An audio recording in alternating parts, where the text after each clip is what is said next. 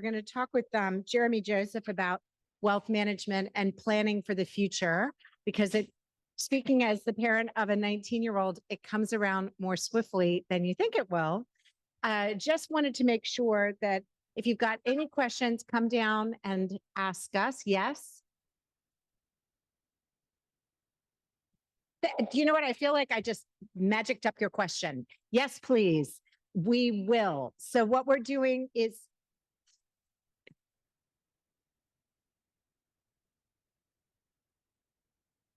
Okay, so that's for this particular one. Oh. But Scotty, just to confirm, my understanding is that with the medical presentations that are in the other rooms, okay. Okay. And program will be online. There's just a few that will. And will it be on Northwestern or will it be all in KCNQ2? Okay, so that's what I thought. So we'll put it on our website. But I really do want to make this point. So any conference like this, there are a lot of competing things that we all want to do. So we want to watch the science. We want to watch the stuff that has to do with the families. If you're sitting there and you're deciding between the two, you absolutely can move from one room to the other. If there's a session where you're like, I really need to hear that scientific presentation, by all means, you should go there. And if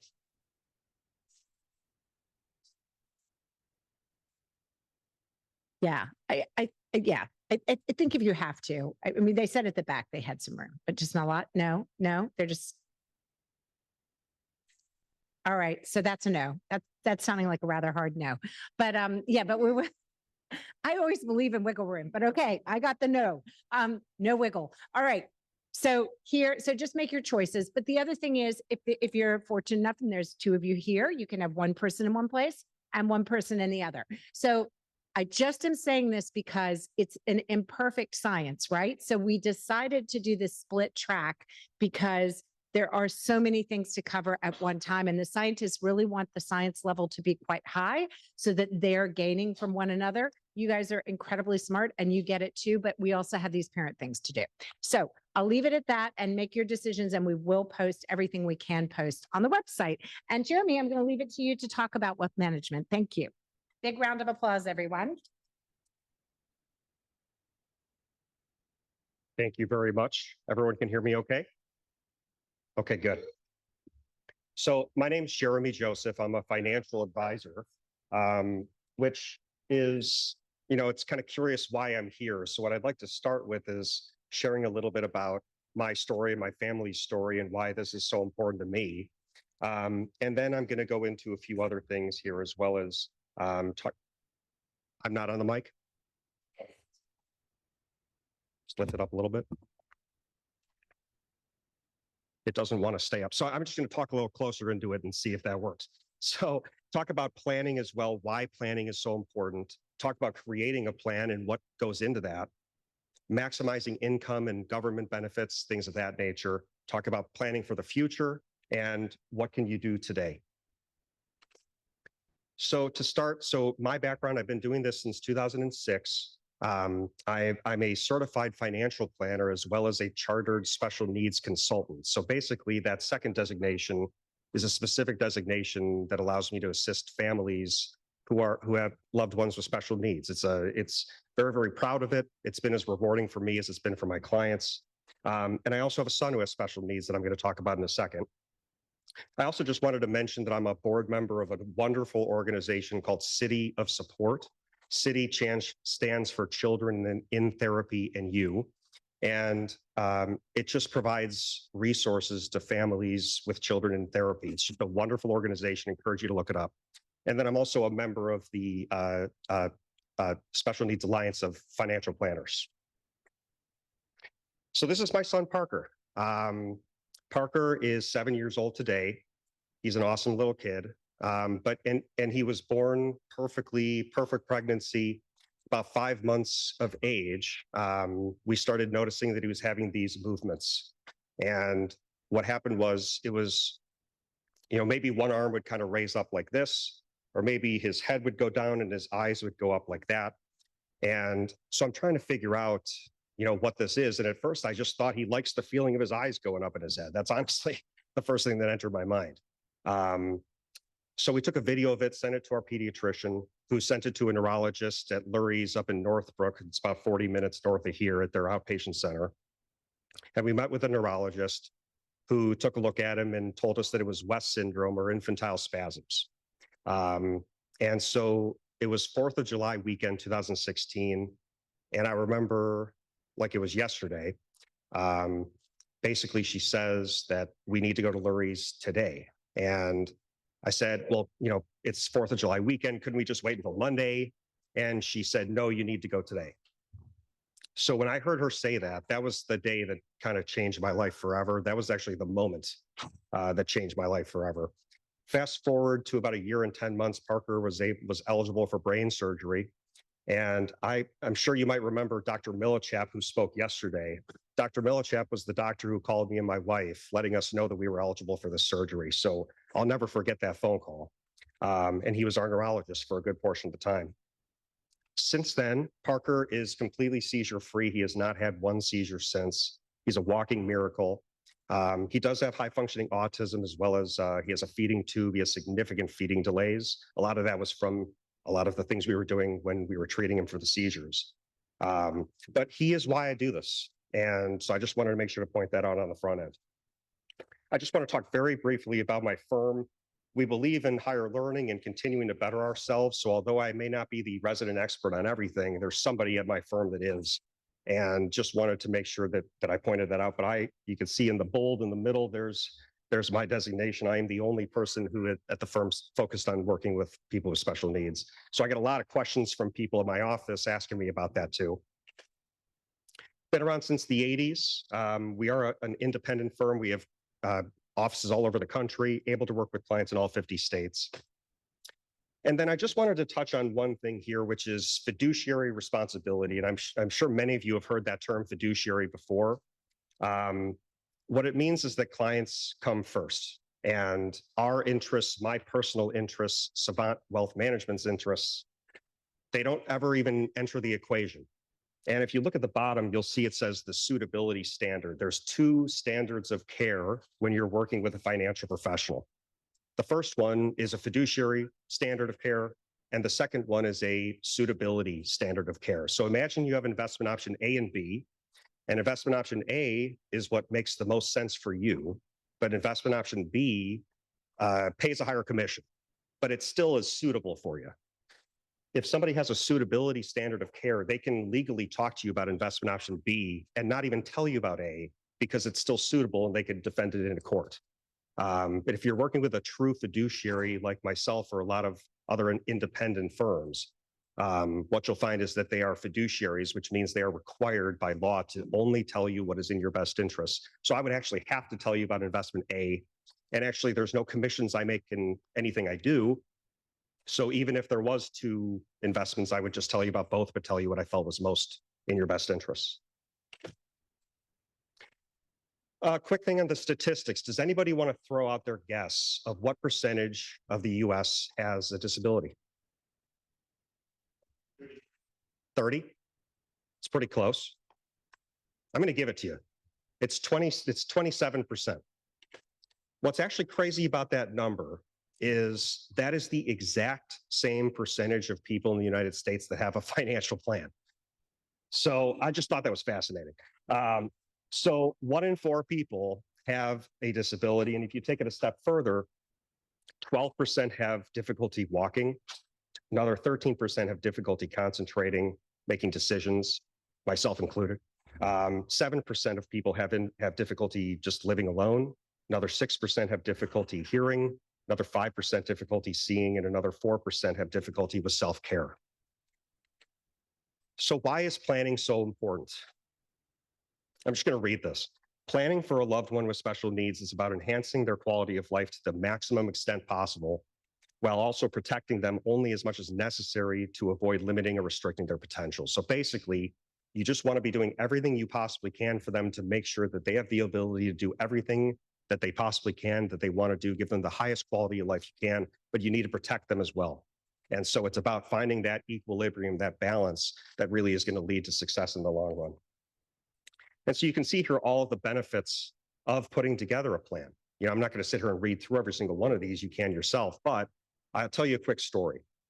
A client of mine whose sister has special needs, her mom was on her deathbed and signed into effect a special needs trust. There was no planning done. That special needs trust luckily was signed into effect just in time so that she didn't directly inherit her child who would have lost their government benefits. And then when we actually got a chance to look at the trust, we realized that it wasn't done very well. There was a lot of areas for improvement. The estate planner that they worked with didn't really focus on working with families with special needs, and their expertise was in estate planning, but not in special needs trust specifically. And what that led to was we needed to essentially do something called decanting the trust, which similar to like a red wine that you decant to aerate it out. You can decant a trust. You can't like change who the beneficiaries are or change the main rules of it, but you can do little things and tweaks and changes to make it a better experience for her sister who has the special needs. So, looking to provide financial security, find appropriate housing, make sure government benefits remain intact, preserve assets for other heirs. There's so many reasons to be planning ahead. But I also understand that, the way, if you have a child with special needs, you're thinking about the next minute, the next hour, the next day or week or month. But to think 5, 10, 20, 30 years down the line is near impossible. So I also understand that side of it. So the questions you want to ask yourself is, where and with whom is your loved one going to be living? If I think about Parker, he's 7. I have absolutely no idea if he's going to be able to drive. I think he might be able to, but I flip a coin at this point. As far as like what type of care they're going to be able to need, is there going to be a conservatorship or guardianship that's necessary? Who else is going to be involved? What kind of lifestyle do they want to live? And then also what future challenges could potentially arise? And that's an important one, because when you're building out a plan for somebody with special needs, you have to build in room for error, room for the unexpected, because we all see miracles every day with our kids, and you just don't know what they're going to be capable of. So you have to make sure you're building into your plan the ability for it to be maneuverable and change. So how do you go about creating a plan? So I'd say if there's anything you want to write down, it'd be this. You want to write down that you want to write it down and create what's called a letter of intent. A letter of intent is something that all of us should be, if you don't have one, start it today. I would say it's like the number one thing you want to have. What this is if anything ever happened to you and somebody else had to step into your shoes and do what you're doing every day, would they know what to do? If the answer is no, you need to have this written down. So for Parker hates watching movies. He doesn't like watching movies. He can't sit through a movie, but he does like watching the huge buckets at water parks that pour a ton of water out. He is obsessed with them and will watch them forever on YouTube. So having somebody know how to help him pull those up on his iPad is going to be really helpful. He also eats 4 things. He has a feeding tube. So he eats graham crackers, Pirate's Booty, veggie straws, and pea crisps. They're all hard, crunchy, and room temperature. So, if somebody were to step into my shoes, if I'm not around, I need them to know all of those things and more. So you really want to take the time to write down what is important to them, both from a medical perspective and a personal perspective. I actually like the idea of having a short and long version. The long version might come into play if something serious happened to you and, knocking on wood, but if you passed away, you'd want to have something that is the long version that everybody could have access to. But if it's maybe a short term, maybe you have a caregiver coming over so you can get a night out, maybe you give them the short version of it to be able to have a quick understanding. So then what you want to do is put together an estimate of income and expenses. And, so as far as income, there could be SSI, which is supplemental security income. There could be SSDI, which is Social Security Disability Insurance. There could be Social Security, as well as any earned income if they're able to work, or unearned income. And unearned income would be something like, whatever you have coming in from maybe like an annuity settlement, or there could be a court settlement. I actually have a client right now who's going through basically when it's her sister who has special needs. And when her sister was in utero, the mom had some sort of procedure done and they never asked if she was pregnant. And because of that, there are all these needs that she has. So they just after, I think it was 20 plus years that they waited for this, but they finally got a settlement and that's coming in. So there's going to be unearned income coming from that as well. That's something that you want to think about. And then expenses going out the door. So that's going to be things like housing, food, transportation, all of that other stuff. And considering, you want to consider how a shortfall can be met if there is one. And if you take the income minus out the expenses and you look at what's left, that's the amount you need in a special needs trust. Because if there's not enough coming in versus what's going out, you need to have somewhere else to supplement it. So how do we go about maximizing income and benefits? So the first thing you want to look at is you can explore, if necessary, explore different opportunities to find more income. Whether it's a second job, whether it's looking for part-time work. I know it's tough and I know it's not always easy, but sometimes in life we just do what we have to do. Check to see if there are any government assistance programs. There are a ton.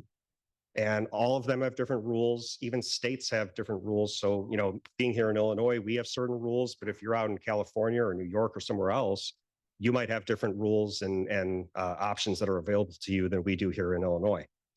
And then research what programs and scholarships are available that provide financial assistance. So, there's all types of nonprofit organizations and other types of organizations that offer various benefits to people. So just understanding what all that is. And then understanding your health insurance coverage. So I think that's a really important one because, you want to understand what your maximum out of pocket is. You also want to understand what your deductible is. And has anybody heard of an HSA or a health savings account? So a health savings account is the most tax preferential account you can possibly have. A lot of people think it's a Roth IRA. So I'll briefly explain how that works. If you have a Roth IRA, you pay income taxes when you first get the money. So just like whatever goes into your checking account from work, you pay ordinary income taxes on that first, and then you get the rest. That's the money that goes into a Roth IRA. And then it grows tax deferred. And as long as you use it following the appropriate rules, which are easy to follow, it comes out tax free. So you basically pay tax on the front end and you never pay it again. The difference between that and an HSA or a health savings account, on the health savings account, you literally never pay taxes. So you receive the money up front, you don't pay any taxes then, it grows tax-free, and if you use it in retirement for medical expenses, it comes out tax-free. So the counterintuitive thing about that is you actually don't want to spend it.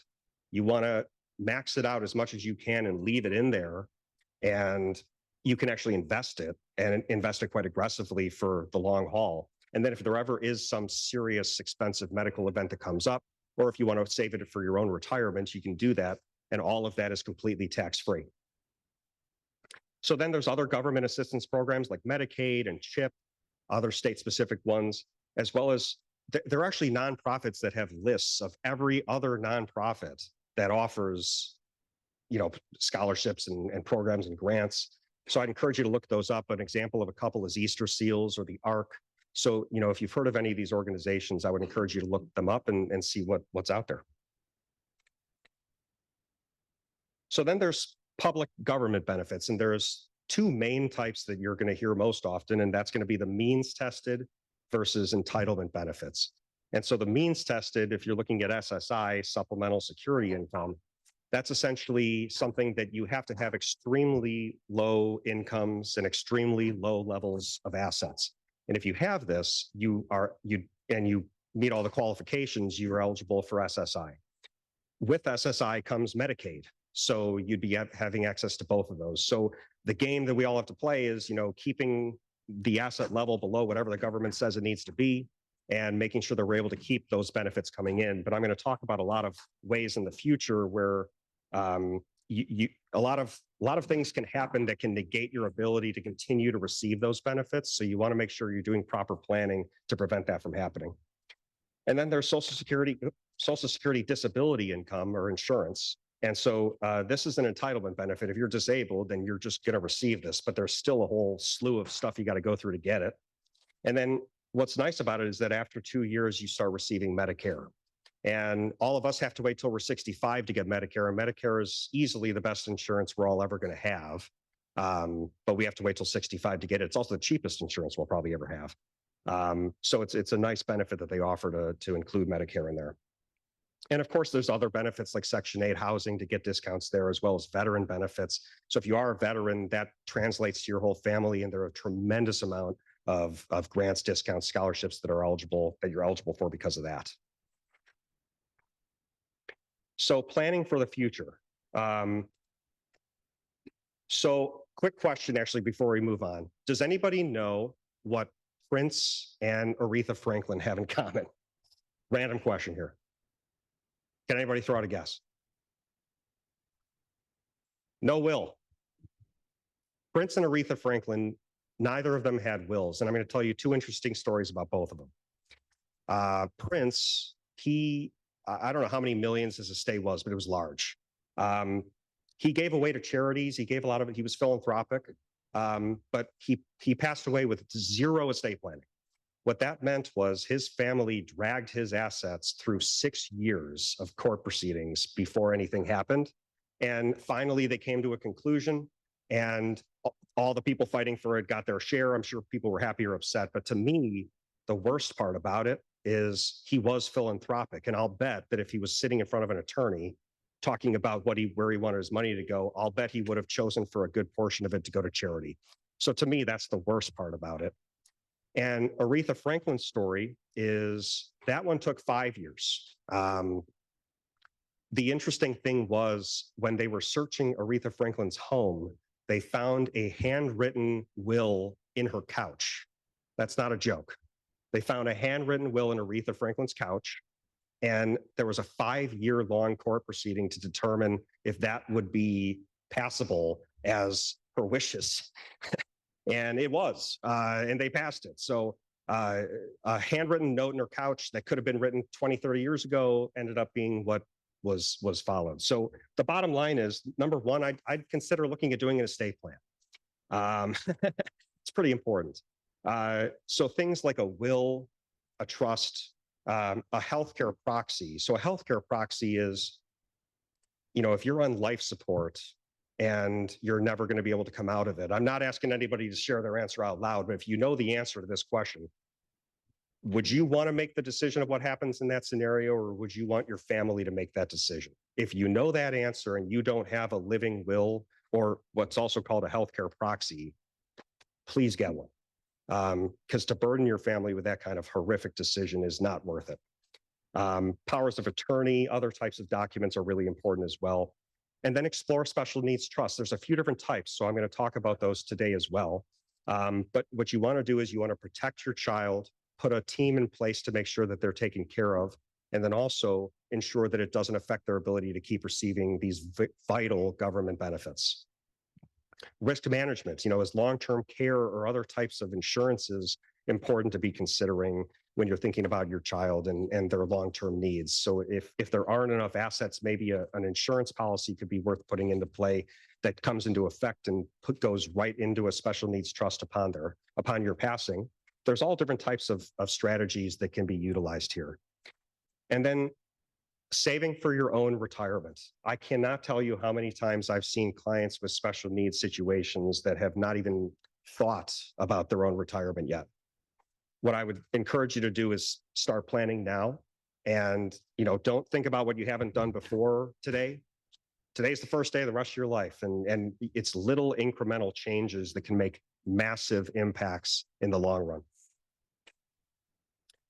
So legal steps at adulthood. I was just talking about this with somebody outside earlier when I walked in. But essentially thinking about if your child does have legal capacities. This is, again, something where, we'll have to see how, where my son ends up when he turns 18. But when your child is 17 years, 364 days, 23 hours and 59 minutes old, you have access to every single medical document. You can make all their medical decisions. And 1 minute later, you can't. So you have to plan ahead for this. And the person I was talking to was talking about how she started planning 3 months ahead and it wasn't enough. You really want to start planning, I'd say a couple of years ahead is when you want to start really just diving into this, seeing what you need to be doing and making sure all of your ducks are in a row so that when that day comes, you're not in a scramble. If your child does have legal capacity, then they should be putting into place a lot of the things that you would put in place yourself. You know, they should have their own estate plan and what happens in their situations, as well as healthcare proxies and powers of attorney. Now, if they do lack capacity, then what you need to do is look into a conservatorship. Everyone knows Britney Spears' story, I'm sure. So it's a little different for us. I wouldn't compare those two, although people do. But there's the conservatorship route or guardianship. And so you'll want to look and see what makes the most sense for your situation. And then parents must be named as the guardians to continue making those legal decisions after they reach 18. So you just need to make sure that you're planning ahead when that comes. So then there's a couple different types of special needs trusts. And the first one is a third-party special needs trust. So this, I would say, is the most common type of special needs trust that we'd see. This is usually going to come from an inheritance. So if there's a grandparent or if you were to pass away and give some funds to your child or grandchild, you would put it into a third-party special needs trust. The benefit of this is that it preserves their ability to continue receiving SSI and other government benefits like Medicaid. It appoints a lifetime team to manage the finances, manage the investments, manage the distribution of the assets should anything happen. They're actually nonprofit organizations that specialize in actually being the trustee on the trust, rather than having to burden a sister or brother or cousin or whoever to actually handle, making sure that funds are being distributed properly, that all the rules and whatever you put into the special needs trust, all of those rules and preferences are followed. So it's important to have that, and also directs personal care and advocacy as well for your loved one. So if a third-party special needs trust doesn't make sense, usually this is used if there's less assets. And if there's less assets, you can use something called a pooled special needs trust. So this is where you kind of pool your assets with everyone else. And I know that sounds kind of odd to do, but it is perfectly safe. What happens is you have your own sub-account of this special needs trust, but the overall special needs trust is managed as a whole. So you still have your own benefit so you know how much money you have at any point. And then depending on your state, you might have to pay back Medicaid, you might not, depends on the state. And then anything else would just go back to the pool to assist other families. So what if your loved one has assets? So this would be like going back to the situation I explained earlier, where the client who just won a court proceeding, that money from that court proceeding is paid out directly to the person with special needs. It's not paid out to the family or the parent. It's paid out directly to her. So now that she has these assets, in order to protect herself from any sort of issue of losing her government benefits, you have to put it into what's called a first-party special needs trust. So first party makes sense. It's her money. It's a first-party special needs trust. And this also will allow her to continue receiving these important government benefits. And it must be done before they're 65. And then the key thing about this is you have to pay back Medicaid first. So when they pass away, the first thing that has to happen is Medicaid has to get paid back. Anything left over after that would go to other heirs or wherever it was chosen to go. And again, most of the time, this is going to be from a legal settlement. Could be from work or anything like that, but usually it's from a legal settlement.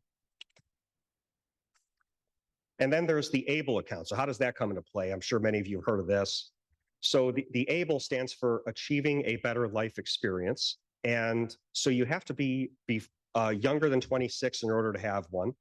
Although a wonderful change was just implemented in the Secure Act recently, that they made it so that you could be up to 46 years old and still be eligible for an ABLE account. So just more people that have access to it. The benefit of it is that assets in there grow tax-free, and you can withdraw them tax-free as well. So an excellent new option to be able to save your money into. And the maximum that can go in is whatever the IRS gifting limit is. So in 2023, it's $17,000. So that is the most money that can go into an ABLE account in any given year. And that's from all sources. This could be from, if they're able to work, they can put their money that they're earning from work in there. It could come from a grandparent giving them money, or a parent giving them money, or a friend. But the total of what everyone gives cannot exceed 17,000 this year. And then it must be used for a QDE, or a qualified disability expense. So that's very broad. It's very broad, but I mean, basically that's going to be like food, housing, transportation, haircut, various things. You just want to make sure that if you are withdrawing from the ABLE account, that you're following all those rules and making sure that it is being used for a QDE, or else there could potentially be some taxes owed. What should you not do? And a lot of this we've already gone over. I'm going to explain it again. What you don't want to do is an outright inheritance. If you have, beneficiaries of your IRA, and one of them is your child with special needs, and they outright inherit assets, that is going to negate their ability to continue receiving government benefits. I can't stress that enough. So do not outright inherit. You want to make sure the assets go into a special needs trust. What if it's left in a non-qualifying trust? So that's what that basically means is, let's say you have a trust, and in the trust, you say you want your child to outright receive assets upon your passing. It would then pass to them as a trust, but it's not a special needs trust. It's just a normal trust that any of us would have.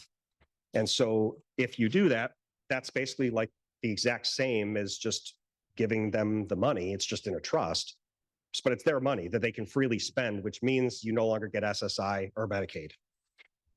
I've actually seen this third one done before, which it blows my mind, but please don't ever do this, is just disinheriting. And people do this sometimes because they just don't know what else to do and they don't want to risk it. So they just like, I'm going to give it to someone else and let them handle it. Please don't do that. There are so many things that can happen, and the next one directly connects to it, which is, what if you leave it to a sibling? So let's say you disinherit them, leave it to a sibling, and have the sibling handle it. Here's what can go wrong. The assets could be subject to that sibling's creditors. So if that sibling, their mailman is on their front porch and slips and falls and sues, all of those assets could be gone in that settlement. What happens if that brother or sister passes away? If they pass away, did they do all the proper estate planning to make sure that your child with special needs is going to be taken care of? Probably not, maybe, but you're leaving it up to chance. If they have their own family, maybe that this is a burden on them. And I know there's another talk coming up about, siblings and how that all works. And I'm glad there is. Personally, I'm worried about my daughter too. And I wouldn't want to burden her with all this either. And then if there's a divorce, that other spouse could take all these assets and negate the ability for your child with special needs to receive it. So for all those reasons, you don't want to do any of those things. Look into a special needs trust and talk with somebody who understands it. So what can you start with today? Understand your loved one's public benefits, understand them inside and out, and make sure you're taking full advantage of them. And make sure you're not allowing anything to come into play to ruin your ability to continue receiving them. Plan for the future. Put together a letter of intent. Make sure that you've written down what's most important to them. Begin naming individuals who will be their advocate and their care team. And I would be as open and honest as you can with that. You don't want to just kind of like hit them with it if the time comes. You really want to, if you can and you're comfortable doing it, you want to let them know as soon as you can who you want to be a part of that team. And you might find that they tell you they have no interest or they couldn't do it. And you might find they're really anxious and there to help. But having that conversation is important. Make sure that the special needs trust is a key part of your overall estate plan. So your estate plan should incorporate that special needs trust in it and should kind of be built around it. And then don't forget to plan for your own retirement. I can't stress this one enough. Just even little incremental changes can make a massive difference in the long run. And then talk to a financial advisor or an estate planning attorney who understands this, because if you work with somebody who doesn't understand special needs situations, this is a whole new level of complexity. I just would strongly encourage you to be working with somebody who specializes in this area to make sure you're getting quality advice. So with that, I really want to thank everybody for letting me come and for that. Thank you so much. So I know that there's going to be a lot of questions and I'm happy to take them. I also just want to say, if anybody has questions they're not comfortable asking in this type of setting, I understand a lot of this can be personal. So of course, feel free to email or call me, anytime. I'm happy to address questions, but You didn't mention that. You explained the difference between the 529 and able. so the question was, what's the difference between a 529 and an ABLE account? So actually, what's nice is that you can actually roll over assets from a 529 into an ABLE account. So what I would recommend doing if you're not sure, what I'm doing right now is saving into a 529 myself. I don't know if Parker's going to go to college or not. So a 529 is definitely focused on college and college expenses.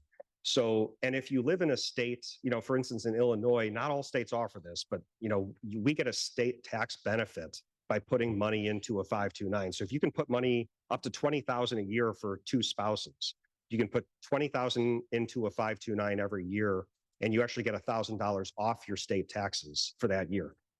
So wonderful state tax benefit there.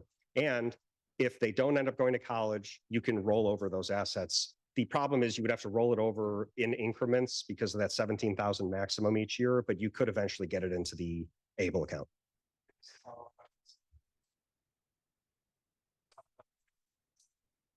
Yeah. From, any kind of protections that the government has. It is, yes. Because of the fact that the assets in that ABLE account, there's a maximum limit that can be in there. There's rules of how much you can put in, and it does protect the ability to continue receiving government benefits, yes.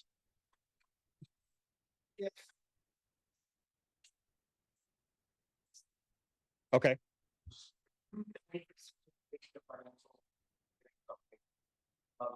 All this stuff you do. Okay. And put the money in and let it do. Oh, yeah. Oh, yes, yes. I thought you meant stop putting into it at all. Okay. Yes. Put all the money into it and it builds and grows and all of that. And you don't find someone else, but then you actually have enough medical expenses to make.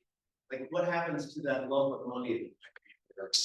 So the question, very good question. The question was, what happens to my HSA if I'm saving into it, I'm not spending it, and it grows and grows, I never end up needing it? What happens to all that money? The answer is just like a Roth IRA, you would put beneficiaries on the account, and your beneficiaries would receive that basically just as cash to be able to spend. So that would be their money that they could use. Yeah.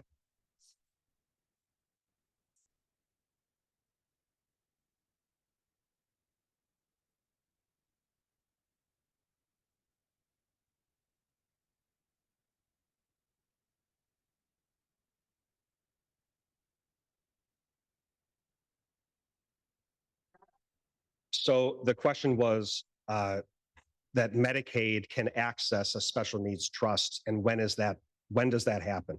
So the answer is upon the person's passing.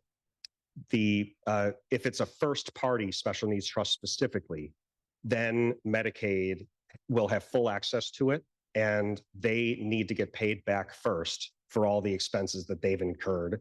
And then only after that can it be sent out to other beneficiaries from that trust.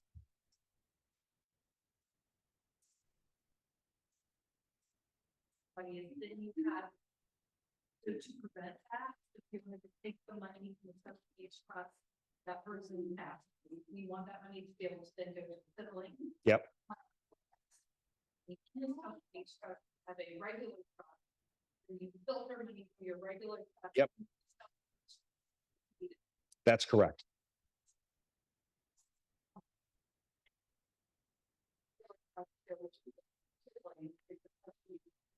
So basically, I'm going to try to repeat that, but basically if you have a first party special needs trust, you could also have maybe a third party special needs trust or another trust for another sibling. And this is more advanced planning that she's talking about here, but it's something worth mentioning. I'm a huge fan of paying my fair share of taxes, but I don't want to pay a cent more. I'm sure we're all in agreement there. So if there's anything we can do, any loopholes that are free for us to take advantage of, I think we should. And so one thing you can do is slowly over time start to reduce that first party special needs trust, at a certain point, to make it so that at the end the assets are somewhere else and not in that first party special needs trust. But you have to make sure as you're doing that along the way that you're not affecting the ability to continue receiving government benefits. So there's a lot that goes into that, but it is possible to do that. Yes.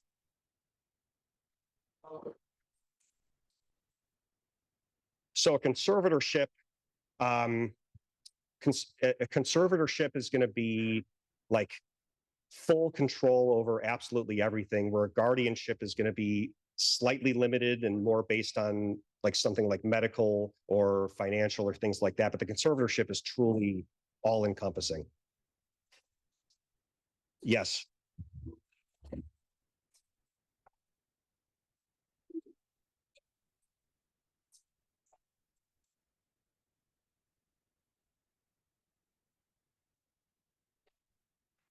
Unfortunately, there is.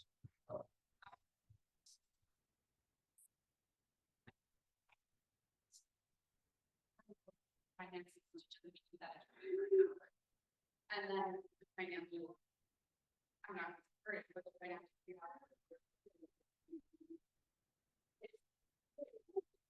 So the question was, putting together all of this estate planning and financial planning can be very expensive. And is there anything that can be done about that?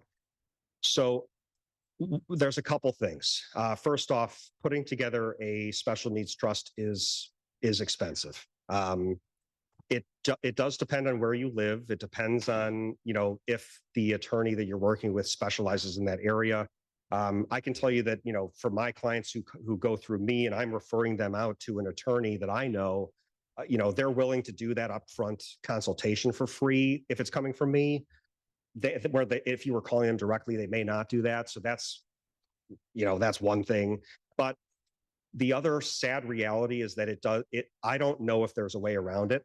And the truth is it's, in my opinion, something that is well worth spending your money on. And even if you need to go into slight debt to pay yourself back to get it, it is that worth it. Because, if you truly, everybody here loves your loved one with special needs. There's no question about that. If you're here, that's obvious.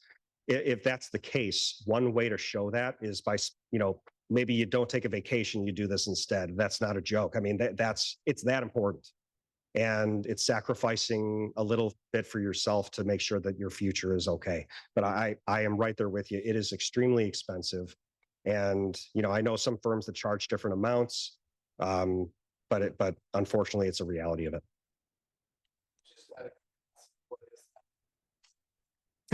So a typical estate plan, if you're a husband and wife, you have two neurotypical kids, everything's going to them 50-50, for a typical situation like that, it's going to be $2,000 to $5,000. If there's special needs and you're building out your own full estate plan, it could be upwards of 8 to 10. It's not cheap. Yes, sir. So I just got a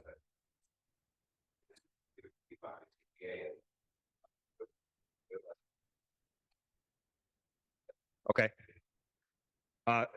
Go ahead. My question was grounded about that having to pay back and pay and stuff like that. Is that standard if you were to get service or something like that, they would go out to the trust? If it's a first party, yes. If it's a first party special needs trust, Medicaid would go after it. So first party means it's their assets. A third party would mean it's your assets or a grandparent's assets that they inherited. So if it's their assets, maybe from like an annuity payout or from a court settlement. So did your CPA mention to you that if it's a first or third party special needs trust? Do you know that answer?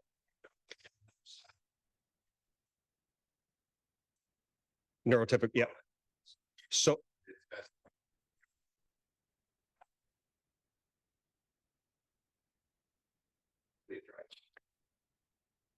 Do they specialize? So I guess what I'm going to go after, what I'm going to say on this one is 1,500 for a special needs trust. To me, you get what you pay for. And I have personally seen how bad a special needs trust can be. You don't want there. Estate planning leaves room for error. It leaves room for personalization, and it leaves room for expertise and people who really understand it to really do good work and provide no room for error. If you're working with somebody who, first off, a CPA, is that's a tax person. Gotcha. So they referred you to an estate planner. Just that if that estate planner doesn't do, like, if their focus and expertise is not in special needs and it's just general estate planning, I'd encourage you to get it looked at from an attorney who is specialized in it.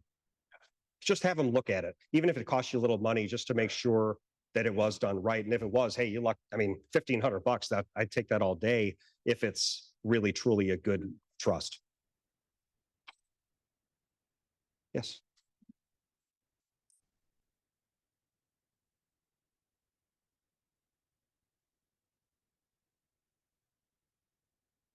So the question was, like, what types of things do you want to have in a third party special needs trust to leave no room for error? Now, I'm not an attorney, so the first thing I'll say is I am not the expert to be asking that specific question to. However, I have a rough idea. I would say that you want to leave room for flexibility, and you don't want to, restrict them in any way. So that's extremely important. I would look at having something called a trust protector. That's a trust protector. A trust protector is essentially, it's a new thing in estate planning. I would encourage you to just talk with your estate planner about it. And if that's not in there, I'd suggest getting that added. It's just make sure that if any rules change in the life of the trust, the life of your child with special needs, if anything changes in law, it allows you the ability to make some changes to the trust based on that law change.